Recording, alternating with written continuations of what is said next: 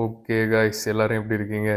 So time இங்கே 11:40 ஆச்சு. So நான் என்ன பண்ணிட்டுருக்கேன்னா, நம்ம நோஃபேப் கோர்ஸில் கிரைண்ட் பண்ணிட்டுருக்கேன். கூடிய சீக்கிரம் ரிலீஸ் ஆக போகுது காய்ஸ், எல்லோரும் வெயிட் பண்ணுங்கள்.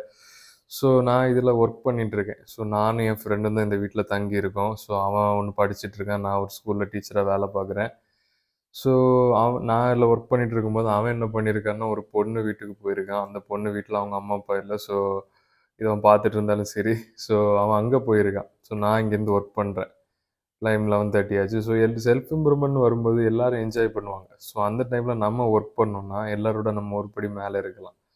ஸோ இந்த மாதிரி நாட்கள் வரும், முக்கியமான நாட்கள் வரும். எல்லோரும் வெளியே கூப்பிடுவாங்க, என்ஜாய் பண்ணுவாங்க, அப்படி பண்ணுவாங்க. ஆனால் நம்ம கோல்ஸில் ஃபோக்கஸ்டாக இருந்தால் நம்ம எதிர்பார்க்க எல்லாமே கிடைக்கும்.